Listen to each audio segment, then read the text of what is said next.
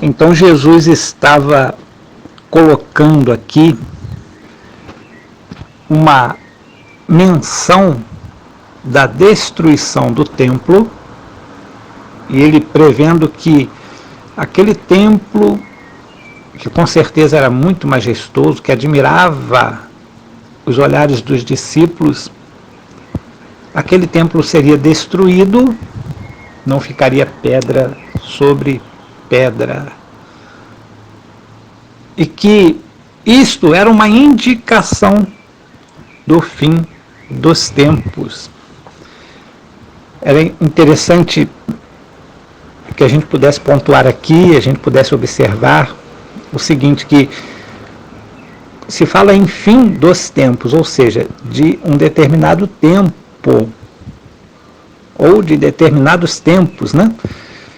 E todos nós temos conhecimento de que aquele tempo era um tempo em que a lei de Moisés estava em pleno vigor. E por isso havia tanta necessidade de um templo que era o sinal, que era uma insígnia, que era algo tão importante para a nação judaica,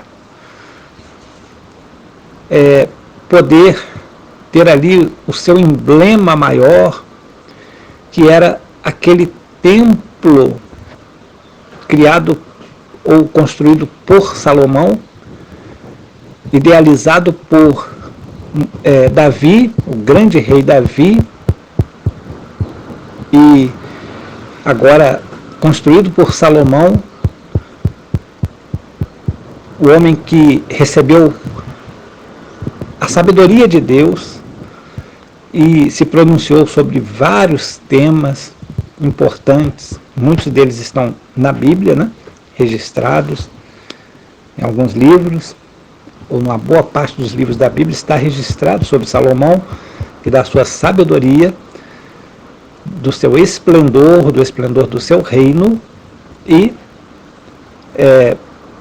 aquele templo era algo assim como que fosse uma bandeira nacional hoje para nós, representa muito, era de uma importância, de uma representação muito grande para todos os judeus, em todas as partes, ter um templo, porque eles podiam vir inclusive ao templo, que era um símbolo nacional, que era um símbolo de unidade daquela nação. Inclusive, aquela nação existiu também em função do templo, né? Ou existia em função do templo, e também o templo existia em função da nação. Eram os dois, né? Os dois se conjugavam. As duas coisas se conjugavam. Então, havia assim uma forma muito interessante de assimilação das pessoas a respeito do templo e do valor que eles davam ao templo e aos rituais que ali eram praticados, rituais de purificação, rituais de ofertas, de sacrifícios de animais e de outros tipos de sacrifícios, né? Ali oferecidos diante de um altar, e era tudo muito simbólico, tinha muitos simbolismos. Havia simbolismo do perdão, havia simbolismo de perdão de pecados, de afastamento de pecados, de, digamos assim, de princípios religiosos e até mesmo sociais muito importantes para aquela nação. E aquele templo sendo derrubado, aquilo demonstra, aquele acontecimento da derrubação do templo demonstra que aquele tempo foi o último tempo, aqueles tempos que eles estavam vivendo, aqueles momentos que eles estavam vivendo, eram os últimos dias da lei mosaica, vigorando para a salvação das pessoas. Agora haveria uma mudança no mundo, uma mudança generalizada, porque não existindo o templo, é claro que a nação de Israel continua existindo, mesmo que eles fossem expatriados, ou seja, levados para fora do seu território, do seu país, como muitos já estavam anteriormente, né, espalhados por vários lugares do mundo. Estavam no Egito, estavam em Roma, estavam na Grécia, estavam na Síria, em todos os lugares, no Líbano, na Europa, em todos os lugares haviam judeus. Mas, mesmo com a continuação da nação como um todo, mas fora do seu território, eles sendo expulsos, estavam vivendo exilados, digamos assim. Então, aquele período de tempo em que o templo mostrava que